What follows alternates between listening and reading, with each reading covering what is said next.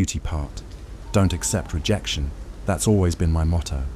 It's a good motto for a beauty contestant, don't you think? You can overcome anything if you don't believe in rejection. I've been getting judged since I was 8 years old, and I entered my first pageant. I learned how to smile, to walk, and to answer all the questions right. I won just about every pageant I entered, and the ones I didn't win. If you think about it long enough, you can figure out a reason for every one of life's so-called rejections, and then it makes you feel better, and you can go on to yet another victory.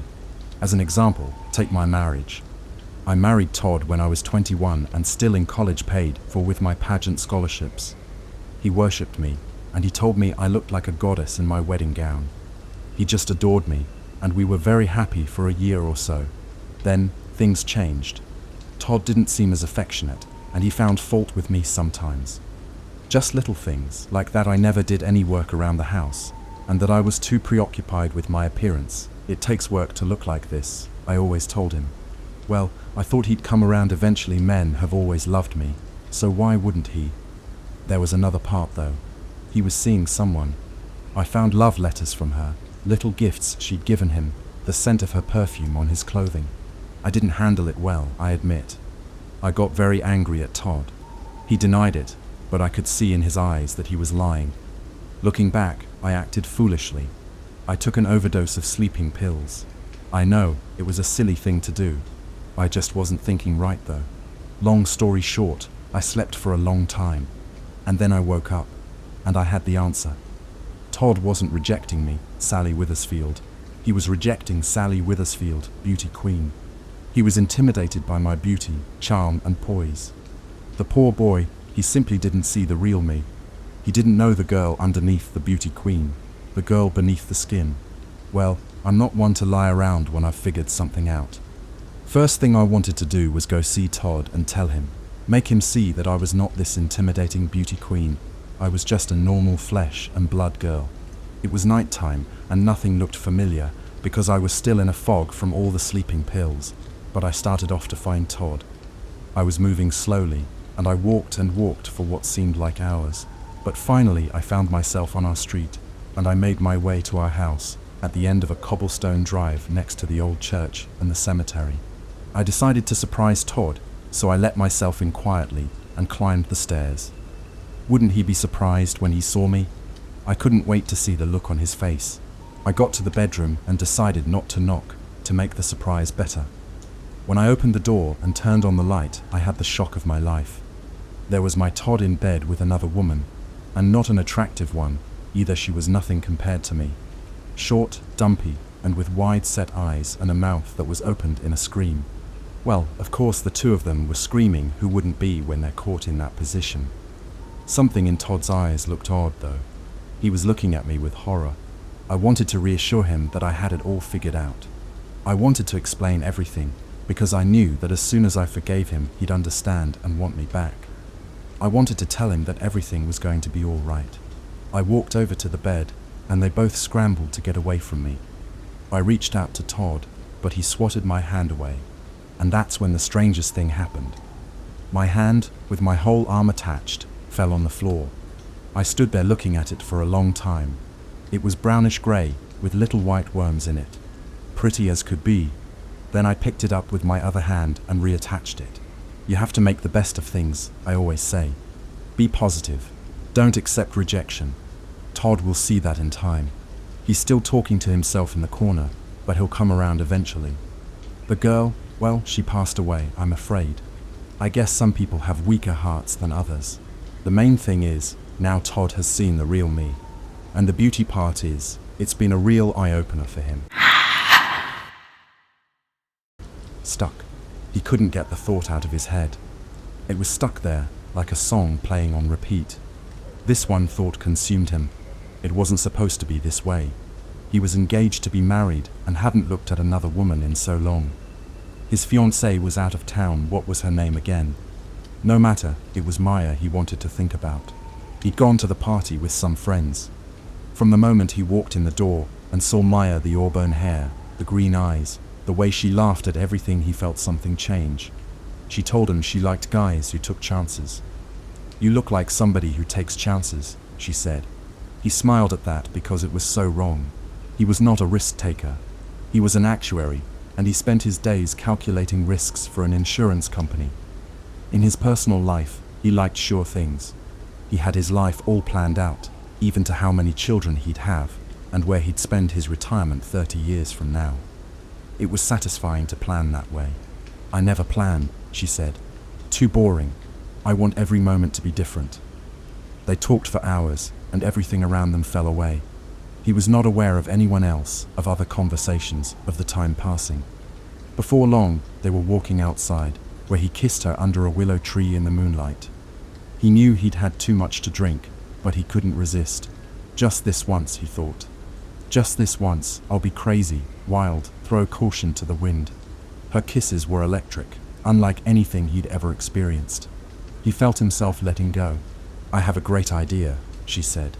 "Let's go swimming in the quarry." "I don't like to swim. I can't float." "Oh, come on, don't be a spoilsport. It's great fun."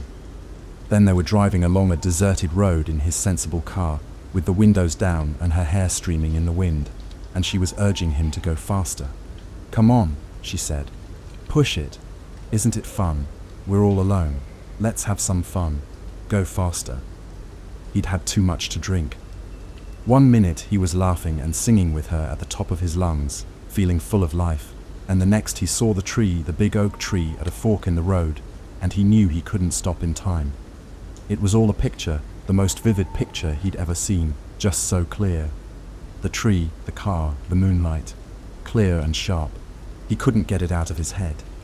Maybe that's why he went back to it every night, back to the twisted wreckage, the motor racing even though the car was wrecked, her screaming, scrambling out of the car through the passenger window, blood and makeup and tears streaking her face, and his broken, bloody, mangled body lying there. It was the other now. Dead, gone, all the plans turned to ashes. The picture was stuck in his head, and it kept repeating over and over. Forever. The thing in the basement. "Watch out for the thing in the basement," Billy's Uncle Hank used to say. He thought it was funny, and he'd smile when he told Billy about it. "Been down there a long time, since before I bought this house," he'd say. "People told me about it, told me not to buy the house, but I didn't listen. I know it's there, though I can feel its presence. Like a cold, clammy feeling. It makes your skin crawl. You know something's watching you, just waiting to pounce." Billy didn't like his uncle. He was strange, had too many rules, and every rule had a punishment. The worst punishment was the basement. If you ever did something really bad, Uncle said, you would have to go downstairs where the thing lived. The basement was called a Michigan basement. It was unfinished, with a bare earth floor and walls. There was a workbench, with tools scattered all around, and clutter everywhere. Old, broken furniture, ancient toys, old magazines mouldering in stacks, a bare light bulb in the ceiling. It smelled damp and musty, and there were strange noises that came from the shadows. His uncle came down here to do his woodworking, and he had an assortment of saws, lathes, and chisels. There was even a big industrial table saw that could cut thick planks of wood. When Billy's mother told him she was going away on vacation with his father, and that he'd have to stay with his uncle for a week, he pleaded not to go. "Now, Billy," his mother said, "you're being unreasonable. We can't afford to hire a babysitter for you for the week, and we have no other close relatives living nearby. We're not really friendly with any of our neighbors, you know. I don't believe in getting chummy with neighbors, so Uncle Hank is the only option we have. I don't know why you keep saying you don't like your Uncle Hank. Why, he's my brother, we're so close, we could almost be twins." The first day, Billy broke a rule. His uncle had a strict rule about not wasting anything, and Billy accidentally tipped a liter bottle of soda over on the kitchen table, and all the soda poured out. His uncle got red in the face, smiled, and said, "Well, Billy, I think for that infraction you need to spend some time in the basement." Billy begged him not to go, but his uncle didn't listen. He grabbed Billy by the collar and marched him down the old wooden steps, then marched back up himself, closed the big wooden door and bolted it shut. And then he turned out the light. It was a good thing the house was set back from the road, and there were no neighbors close by, or they would have heard Billy's screams.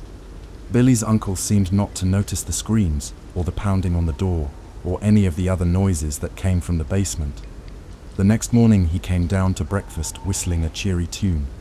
When he was finished eating his cereal, he said, "Well, Billy, I think you've had enough punishment for one night. Let's see how you're doing." When Billy's mother got back from her trip and came to pick him up, she rang the doorbell over and over, but nobody answered. She tried the front door handle and found that the door was unlocked. She made her way through the house calling, "Billy, Hank, where are you?" In the kitchen, she saw a cereal box on the sideboard and a bowl and spoon in the sink. The door to the basement was open. She went downstairs slowly, calling, "Billy, Hank, are you there?" It was dark in the basement, and it took several moments before her eyes adjusted. There was something at the far end of the room, by the table saw. The thing in the basement moved toward her. "Mama," it said.